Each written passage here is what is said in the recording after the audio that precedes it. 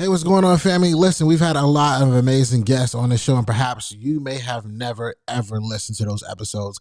So we wanted to present a new segment called SONW Classic, where we go back, we revisit those iconic conversations, and give those full episodes back to you. Sit back and enjoy this week's SONW Classic. Ladies and gentlemen, I am here with my man, Dave Meltzer. How's it going, man? How's it going? Awesome, Shawn. Thank you for coming. Man, this is exciting for me. Like, you're somebody that I've been watching. You're the CEO of Sports One Marketing, 2-time best-selling author. Like, how does all this happen for you, man? It's crazy. You know, it just is a pursuit. Yeah. It doesn't happen. I don't even know. People say, I don't know what I'm doing. I go, I know what I'm doing, but I don't know where I'm going. I always say you can get from San Diego to Maine just looking at night, just looking 3 feet in front of you. So my view is always 3 feet in front of me, and that view is full of kindness. So I have a positive perspective of my 3 feet, and I'm consistently just trying to reach my potential. And how close to that 3 feet do I have to get, no matter what it is I'm trying to do? So you're never saying to yourself, you know what, I want to look what's going to happen in the next 5 years. I'm looking at what's going to happen in the next 5 days. It's so interesting because I do have certain visions of myself, like in 10 years, because my son's turning 18. So I'll think about a milestone or a trajectory, but I know the universe knows better than I do. I know that I'm pushed and moved in the right direction. And the older that I got and the things that happened in my life have moved me to trust it, so that when, I come up with a well-developed plan and God laughs at it, I start listening to the laughter and saying, you know what? This is not a resistance. This is not a rejection. This is just the universe telling me there's something bigger and better that I just can't understand. Wow. So, take me back to, you growing up. I want to know, what was childhood like for Dave? Well, I grew up 6 kids, single mom, and really poor. My dad left when I was 5, and I just wanted to be rich. And here's the thing is, we were really poor. Like packing your dinner in the station wagon so your mom can do her second job of filling up card turnstiles at the 7-Eleven. Greeting cards. Wow. Old school, right? But I was really, really happy. The only time I wasn't happy was when I catch my mom crying about money. Only time that there was any struggle or anything that wasn't happy, because there was so much love in my house. My siblings are extraordinary individuals, all went to the Ivy Leagues. My mom, a teacher. Everything was about education and love and family. But I would catch her when the car broke down. Too much pride to ask anybody for help. Wow. Which was something I carried on in my life, and it cost me greatly later on in my life, because I never wanted to ask for help. Right? I saw that and I learned that, but I just wanted to be rich to buy my mom a house, and I wanted to buy my mom a car. I was tired of living in a 2-bedroom apartment with 6 kids and sharing a bathroom with all my brothers, and 4 of us in 1 bedroom, and sometimes food stamps, whatever it was to get by. Yeah. And I thought for sure that I was going to be a professional athlete, a football player, and that's how I was going to make a lot of money, even though my mom always told me, doctor, lawyer, or failure. Oh, wow. So you had to pick one of those, right? Yeah, that was it. So for you, what's the greatest thing, what's the greatest lesson you think your mom ever taught you? It happened, so I made millions of dollars. Yeah. I was a multimillionaire, and I lost everything. And my mom, my whole life, and my wife, by the way, kept saying, you're lost. And I'd look around in my huge homes and my Ferrari and my Porsche and my motorhome and my boat and all the money. And they were the ones always taking my money. I paid for my wedding. I paid for my own wedding ring. And I'm like, who are you talking to that I'm lost? Yeah. And they would tell me that. And my ego got in my way so far, that I lost everything. Over $100 million portfolio that I lost.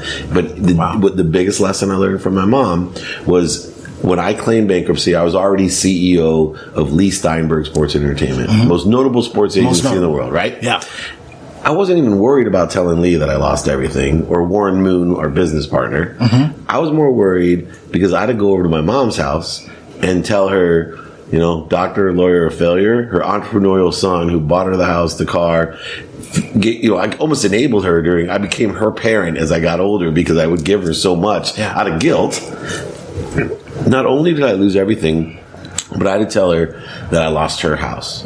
I forgot to take her house out of my name. Wow. And so here's the lesson, though. My mom cries easier than me. You'll probably make me cry 3 times in the next 30 minutes. But I told her, Mom, I lost everything. I'm bankrupt, and I made a huge mistake. I lost your house as well, and you're going to have to move. And I thought in my head, to the floor crying, how could you do this to me? Yeah. I knew, like the whole thing that the Jewish moms do. Well, I mean, why now? Exactly. Like a Seinfeld episode. But it wasn't. She just looked me so calmly in the face and said, put her arm around me. Are you okay? Do you need anything? Can I give you some money? And that lesson to me was, I was lost. That all those years that I attached my happiness to money, thinking money bought happiness, that my mom lived in a different world than I did, of more than enough. That's why my siblings were so successful. That's why I still have 50-year-old men come up to me today and tell me, your mom changed my life. I'm like, dude, my mom's a second grade teacher. Yeah, I know.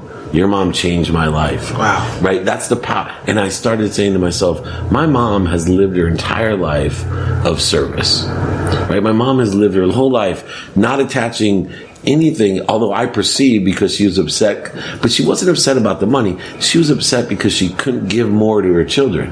Yeah. Right? She was afraid. Yeah. But I had taken it as a lesson that money bought happiness. And what I learned that day was unconditional love.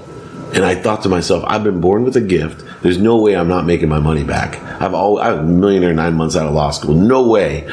But this time I was not going to be egocentric. I was going to be like my mother. I was going to truly wake up every morning and ask God, will you please put at least 10 people in front of me that I can help? My mom used to always say, you got to pray for people you can help. Elevate others to elevate yourself. All these different lessons that I don't listen to as a young man because I made so much money. I thought I knew everything and nobody else knew anything. What's crazy about that is a lot of people, as they begin to make the money, they get the Rolex watches, they get the Ferraris, they seem to feel like invincible.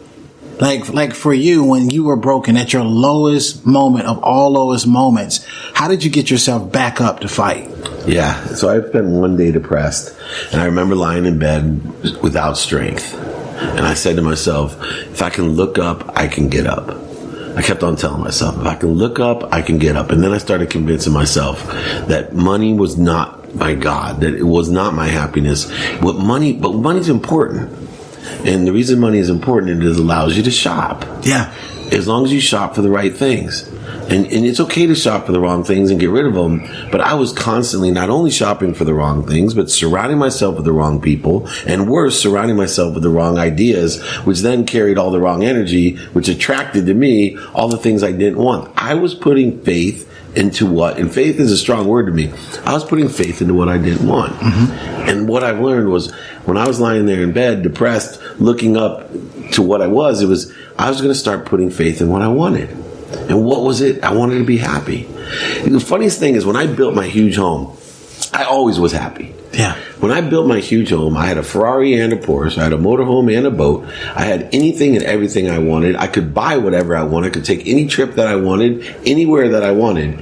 And for the first time when I looked up, I was unhappy. I was empty, shallow, and unhappy. I had everything I ever wanted. Coming from a poor kid, you know what it was? What was it? I had lost pursuit. I had nothing to pursue.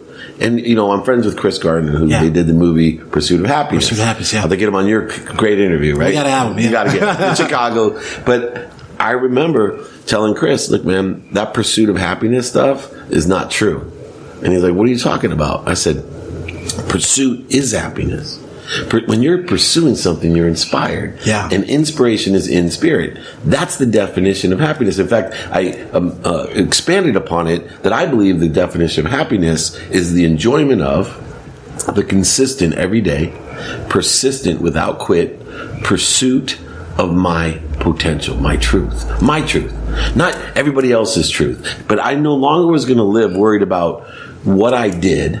I was so caught up into CEO of the first smartphone, CEO of Lee Steinberg, lawyer, all the millionaire, all that stuff. I was no longer what I was going to do. I definitely was no longer what I would have, right? Yeah. And most importantly, I was no longer what other people thought of me. I started realizing that I could get in front of 1,000 people on a stage and I had 1,000 reputations. Wow. But the one reputation I didn't know of was my own frequency, which is why I love your podcast, right? Because there's a frequency of the podcast, right? And that's why you attract all these people of the same frequency, because we can only be aware of that which vibrates equal to or less than you. So if you have a bigger, broader, stronger frequency with a stronger signal and a wider girth to it, you're going to have more people that they don't even know why. And we were talking earlier, we both have great casts, but it's not the most famous people. Never. I'm blessed to have all these superstars, but it could be the guy, Bin Laden's, that killed Bin Laden, right? Yeah. Or, just some random, I'll use Aubrey Marcus because he blew me away in my podcast. I gotta get him too. Yeah, it's great, but you just never know. Yeah. And you say it could be the same person everyone else has. Yep. But if this podcast is different, right? I don't want to dwell on my whole story, rags to riches. Yeah. That's okay. Yeah. But you're drawing out of me stories nobody ever heard. Right? There's a frequency to that. And then all of a sudden, people aren't going to know why. I use the Field of Dreams because I believe the Field of Dreams, the movie, the baseball movie with Kevin Costner, if you build it, they will come. Yes. I believe the Field of Dreams is the field of intention. And what happens is if we put the right frequency out, if you build it, they will come. And so for me, the Field of Dreams is the field of intention. And my job is to put out that frequency, whether being interviewed by you or you being interviewed by me. I want the frequency to vibrate so fast that people don't know why they click on the picture or the meme. They don't know why they even went to their computer. How many times in our life do we not know why we turned around? Or you guys have seen it too. You go somewhere like, I don't even know why I'm here, but what my strongest speaking story was before I really made it big in speaking. What was that? Went to Michigan. It was a sports program. And I was always kind of conning the crowd by, I come in as the big sports agent, but I hit him with the spiritual stuff. that was my gig, right? Totally different. I'm a Bug Light guy. They're all looking for Jerry Maguire, and they got Deepak Chopra. It was awesome, right? That's what I would do. Unexpected. So it's like one of those days that's in between the fall and the winter where they already had snow, but then it heats up again. Yeah. So I'm at Michigan, great school, and it's a 70-degree day. Oh, wow. Never happens. And I'm thinking no one's going to show up to this speech, right? This sports management school or whatever it is at Michigan, packed crowd. And I'm channeling on stage. I'm on fire. The frequency, people are crying. I'm, telling the story.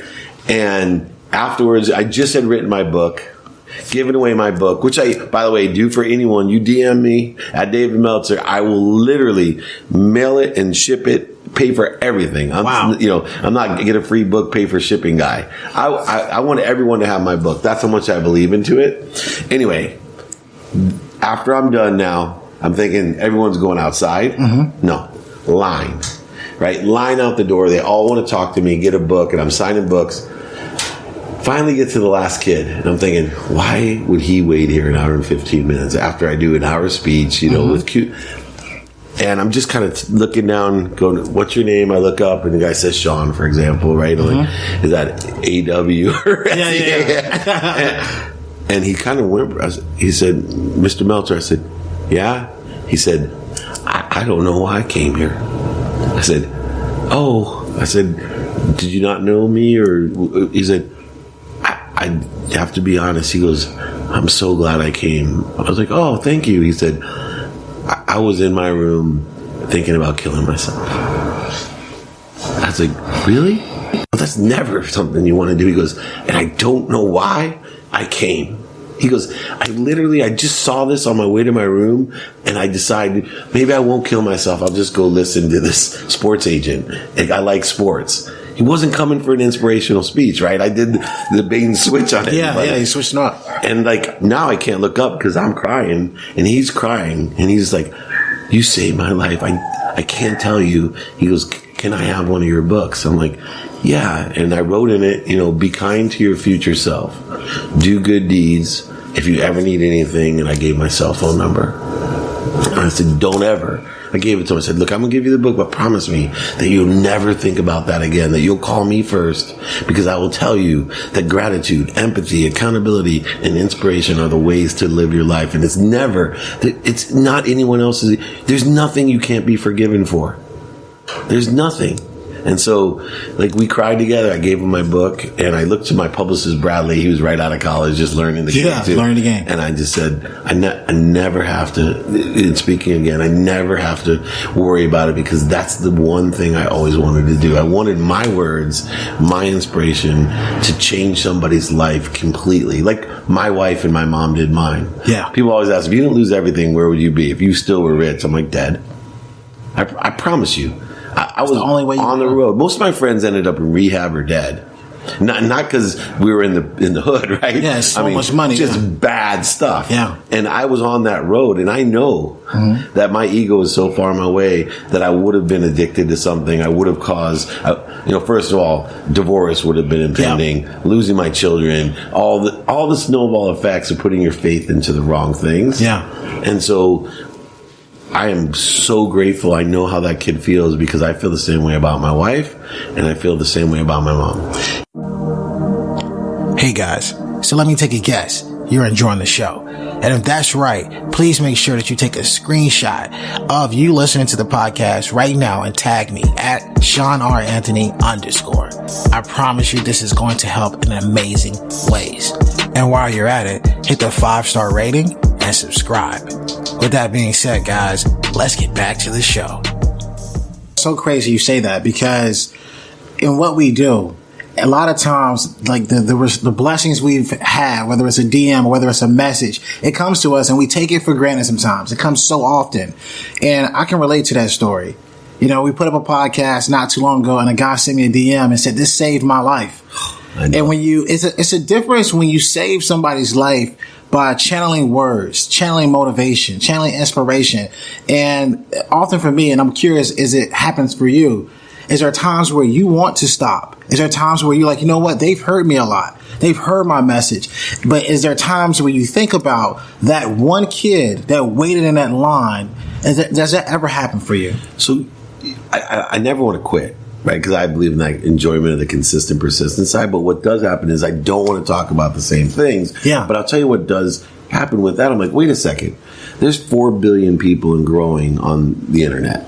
And not everyone's heard my story.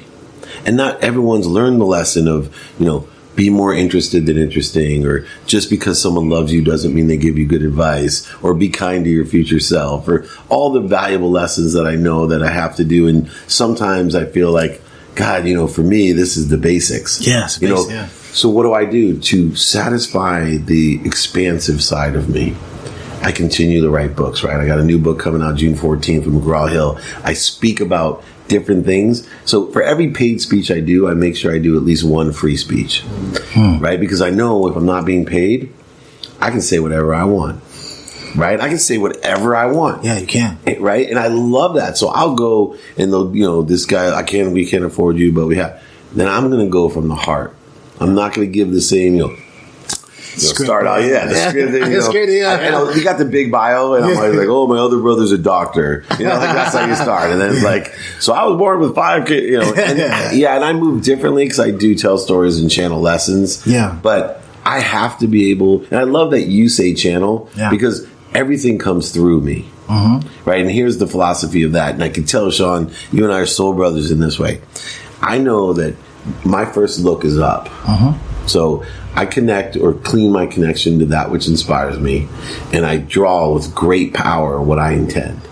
And I do it by getting out of my own way. There's no need to be right, offended, anxious, guilty, resentful, any of the ego-based thing. When I can get to pure potential, I connect, I allow things to come to me, and then I appreciate them. So the first thing is thank you, right? Whatever I'm receiving, even though in my perception it may be something negative or it's not on the plan or in my perception, it happens all the time. Yeah. Bankruptcy, thank you.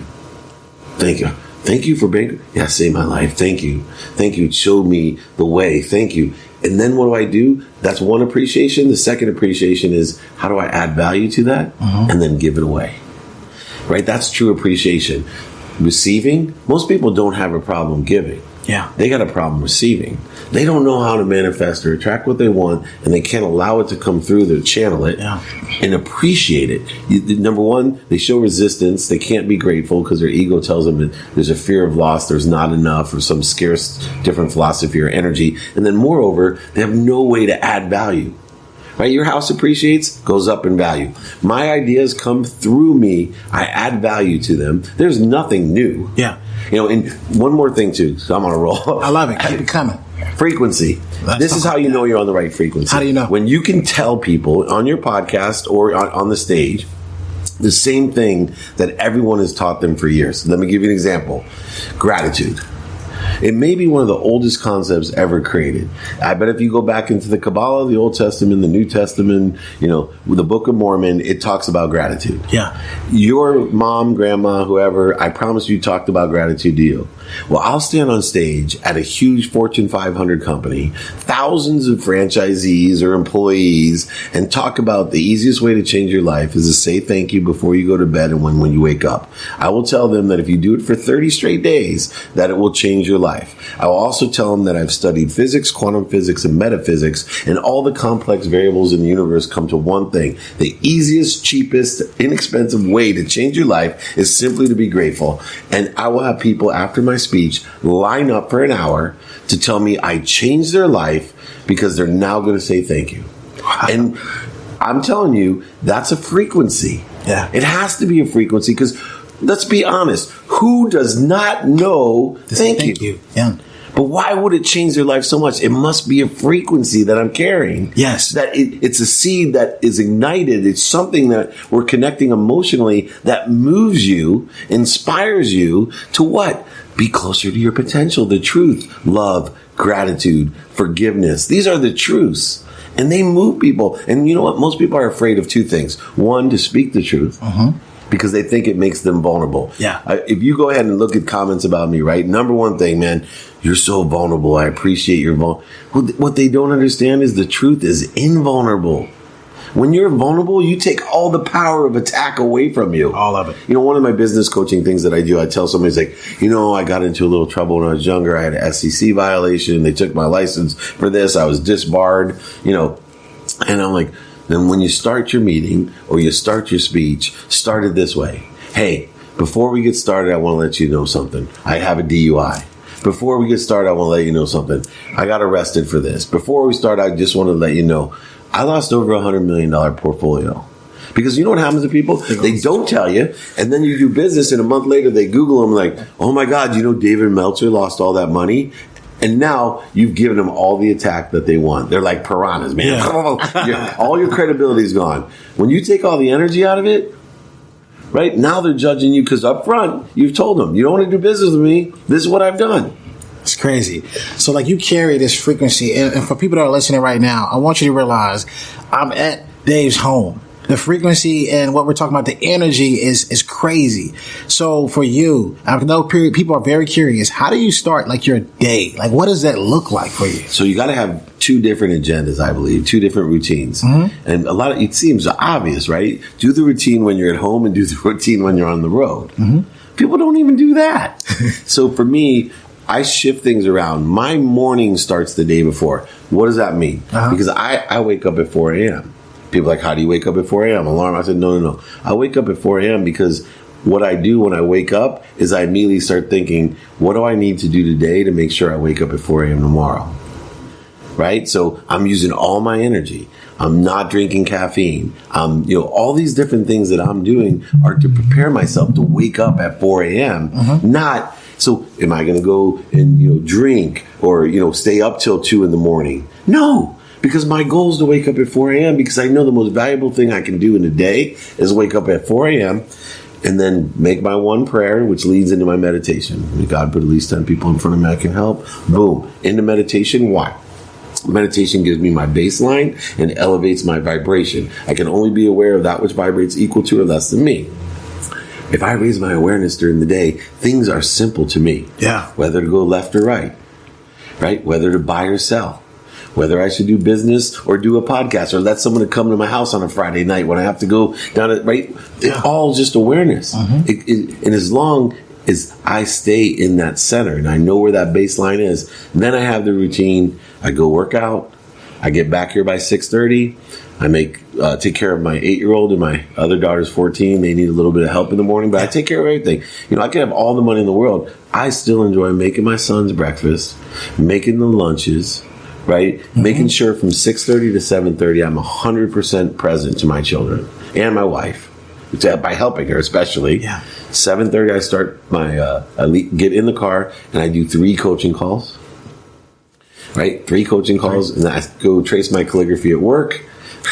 And which is just an energetic thing, and then by that time I'm ready to go in the workday at the office here.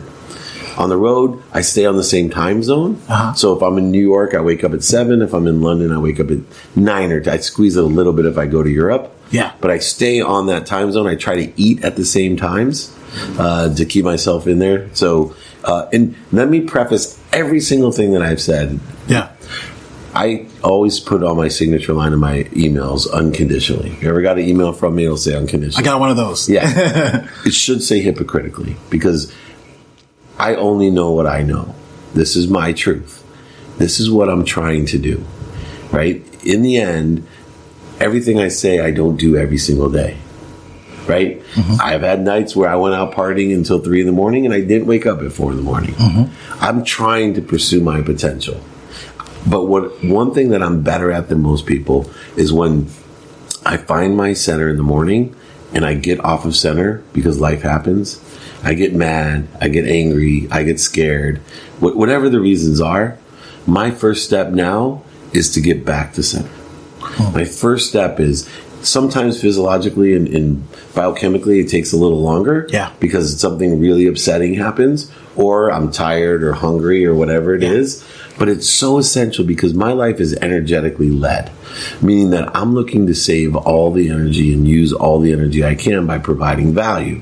That's why I can do so much in a day. I utilize my calendar with a lens of productivity and accessibility. How productive am I? How much value am I giving? And 2, how accessible am I? How accessible am I to people like you two? Mm-hmm. And moreover, how am I accessing what I want? Yeah. And when we do this, when we're energetically driven, we start realizing, mistakes, for example. How much time do we waste, resources, relationships, and energy do we waste on mistakes? A lot. What can you do about a mistake? Nothing, except for learn from it. But we waste it. And even worse, we project it onto other people and we get mad at them for making mistakes. And we resent them for making mistakes. And meanwhile, there's nobody, I know it's a little later in the day, there's nobody I know that's been alive today that hasn't made a mistake. But yet think how much time, energy, emotion, and resources we wasted either on our own mistake. That's why forgiveness is a truth. What if you were able to realize, okay, I made a mistake, go back to center, forgive myself, because I can't give what I don't have. Okay, you made a mistake. Go back to center, forgive myself. Why myself? Because I can give you forgiveness now. I'll never forgive you because you deserve it. I forgive you because I deserve it. Man, that's so deep. And I think a lot of people, if they slow down, and this is the part, and I always talk about this, this is the part, if you've been listening to this podcast, you're like, you know what, I got to write this down. I got to do something with this message. Because I think the frequency we talked about, the energy we talked about, being able to align like what your day looks like so that you're always giving value is so important. Like when it comes to charities and being involved with charities and community, I know that's something that's very important to you. How do you go about picking some of those charities? They pick me, but in the one that I'm the chairman of, the Unstoppable Foundation, like I told you, I'm a human being. So I remember the head of the Children's Miracle Network, which I worked with for years, Joe Lake. He's a legend of charity. That's one of the biggest charities in the world. He called me and said, Dave, can you help sell a table or give some signed autograph, collectibles to this woman? She's wonderful. I met her. She has this charity in Africa to help kids. And I said, yeah, sure. He's like, I'm going to set up a call for you. When's good? I said, I do my calls on the drive home. So, 5:15 is a good time. Just have her call my cell phone. I remember looking down when the cell phone rang and rolling my eyes going, it was just one of those days. Yeah. Oh, God. All right. So, because I believe in being of value, I took the phone call and her frequency hit me. And she told me about her charity and how she started it on her 50th birthday. Instead of getting birthday presents, she started this charity, and she started telling me about what happens in Africa to 9th grade girls that, they're circumcised and sold off, like this, and how that's going to create an effect on the rest of the world because these women aren't educated. There's no water, there's no health care, there's no financial literacy. And, could I please help her? And I said, it found me, it touched me. I wasn't planning on doing it. I said, I'd love to be on your board of governors and, fill tables or whatever. And she said, oh, that'd be great. Can I name you? We have Tony Gonzalez and you. And I said, all right, we do that. And everybody responded to me. And then the next year, she asked me if I would speak. And then the third year, would I be the chairman of her board? Wow. And for my 50th birthday last year, I did 50 birthday parties around the world. And I would say I went shopping last year and I bought 2 community centers in Africa, which make a lot of money, help a lot of people, have a lot of fun.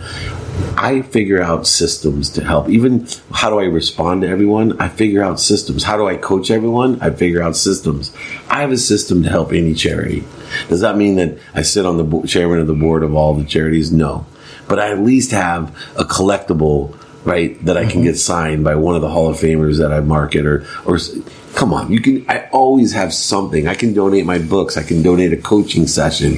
One of my biggest flattering things in my life was one of the biggest donations I made. I gave a day of shadowing and for me, and I'm thinking, wow, they have, Jack Campbell doing this and David Osprey from Bulletproof. Yeah. And she's like, well, we'll probably get $5,000 for that. I'm like, someone's going to pay $5,000 to shadow me? It's crazy. That's crazy, right? It's crazy. 4 people paid $10,000. Oh my goodness. And so here was a vulnerable, radically humble thing to do. And I literally had to fight my ego now. Right? Yeah. And then each of the people that come to my office to shadow me, it's opened up all these doors. I don't even know how to explain it to people when you live of service the best you can. Right? I will tell you this, just so people feel comfortable. I write a lot of checks to charity. I give a lot of time to charity. I donate a lot of collectibles to charity, whatever I can do. And I have to tell you, sometimes I get afraid. I got an 8-year-old, afraid that there's not enough.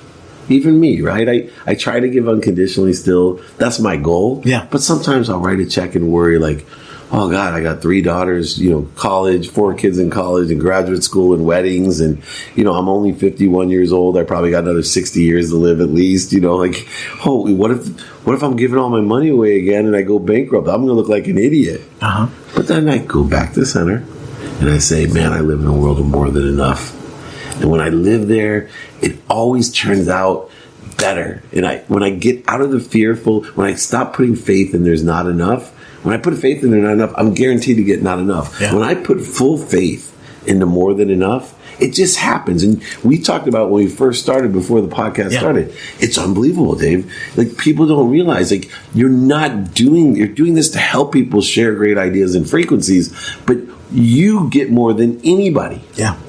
Right? More than anybody. You're here late at night with me and you're going to go get even more inspired, and then tomorrow morning you're going to work out in, puke, it'll be fine. But this is like my 6th interview today, and I had 10 coaching calls a day, and I traveled to LA and back and all this. I'm full of energy. Why? Because you came here, and most people in the old Dave Meltzer would have been like, sorry, man. You flew in from North Carolina. You were late. I can't meet you in my office. I have my family. But you know what? I got extra time with my son. We're going to finish this. I'm going to spend the rest of the time with my family tonight and the whole weekend. Yeah. But I am fully enthused. This is a gift. Yeah. It's a gift for me. Because at the same time, and it's all about, it's close to frequencies. I knew that I wanted to have you on this show.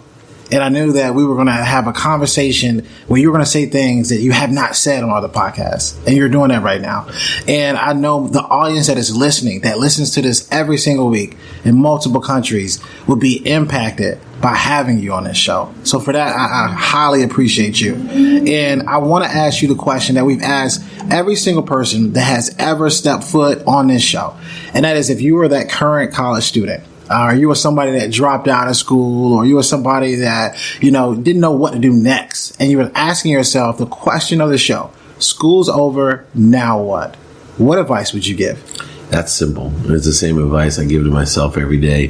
The advice is, David, you got to be radically humble. What does that mean? 2 simple questions in life. If you don't know what you're doing, which most people don't, if you're questioning what your next steps are, if you don't feel happy in the situation you're in right now, whatever the situation may be, if it's based on doubting the future, it's simple. Be radically humble. Surrender. What does that mean? 1, ask people how you can add value to their life. And 2, and this is the harder one, the one that carried energy to help me lose over $100 million, is learn this question. Excuse me, but do you know anyone that can help me? I'm looking for this. Do you know anyone that can help me? You're giving a gift. When you're asking someone, do you know anyone that can help me? You're not necessarily asking that person, but it's included. But do you know anyone can help me? I want to learn about finance. Do you know anyone can help me? I'm really hungry. Do you know anyone can help me? I don't know what to do next. Do you know anyone to help me? What do you enjoy? Right? When I'm asking how I can provide service, people ask, "Do you actually say that?" I said, "Sometimes I do." How can I be of service? Look at DMs, man. How can I be of service? I ended up on this podcast probably because I'm like, how can I be of service? Yeah. But more importantly, it's really, how can I provide value? Well, how do you figure that out? Simply, what are you doing today, man? What do you like about it? What don't you like about it? And if you can listen to that and determine the reasons that they're doing it, the impact that they want to have or are having, or the capabilities they have or want or need, you can provide value to everyone. When I give money now, and I do, guys on the street, I used to just, I said I always I relinquish my rights. In other words, I don't care what you're saying you're going to do with money. I'm relinquishing my rights. Go do what you want to do with it. Now I double it and I say, I'm relinquishing my rights to you. God bless you. This, I'm not. This is here. This is for you to go give to somebody else. You promise me you'll give this to somebody else? That's all I'm asking. I relinquish my rights. Buy booze, buy drugs, get the blanket. I don't give a shit. Yeah. Don't tell me, but I'm relinquishing the rights. This is my gift to you. But do me a favor. Go give this to somebody else. The reason I do that is that it's one thing energetically when you help somebody, and it makes them feel good, but there's a lot of different energies that are included: shame, blame, justification. There's a certain thing when you give somebody money or help them, they don't feel good about themselves. But if you can create an equilibrium with that, a balanced energy of, look, I'm going to give you this because I know you need help, but let me give you the bigger gift. You're going to give this to somebody else because that feels really good. I had one guy tell me, I haven't taken my mom out. And I'm like, really? And I gave him $20. I said, hold on a second. Let's go in there. We went into the convenience store and I bought a gift card to Chili's for $100. Wow. And I said, now, you take your mom out a whole bunch of times. He just started crying. I gave him money for him, right? The energy wasn't the same as when I gave him $100 to go take his mom to lunch a few times. The ability to tap into that, to tap into just the fact that somebody giving something to someone else would touch them more, to be able to recognize that and to be able to put that to other people, I mean, that's impressive. Well, that's why the 2 words that, everyone says, what word would you patch? I have on my nightstand every day to remind me, radically humble. Be radically humble. Because that ego, if you're radically humble, you're in the center. That ego gets in our way. And I fight it every day. I want to stress this to everybody. I get all these people, they see videos and they think you're always like that. Yeah. No, I'm not. I got 3 teenage daughters, man. I get pissed. But I get back to center and I want, and yeah, I've made mistakes in the past. It's okay. I forgive myself. When I get angry, I forgive myself and I move on. I just don't waste the energy anymore because I want to use my energy to help other people, empower others to empower others to be happy. And you only can do it if you're humble. Man, that's advice to give, man. Guys, I just want you to know, if somebody wants to find you right now, how do they do it? Where are you located? Just give them all your info. Yeah, so at David Meltzer, Instagram, David Meltzer on Twitter, LinkedIn, David Meltzer as well. Easy to find with the David Meltzer. I'm not Dave Meltzer. I have DaveMeltzer.com, but Dave Meltzer is the wrestling guy, just to warn you all. But at David Meltzer, I will be happy to send anyone my books. I'm happy to help anyone. if I can't help you, I'll find someone that can. That is truly what I'm here for, to be of service. And I want to inspire you to do the same. Be kind to your future self and do good deeds. There's no big deed or small deed. Do as many deeds as you can. Guys, for those of you who've been listening, always remember, dream it, believe it, go out and get it. Dave, it's been a pleasure, man. Bam. Appreciate you. Thank you, Shawn.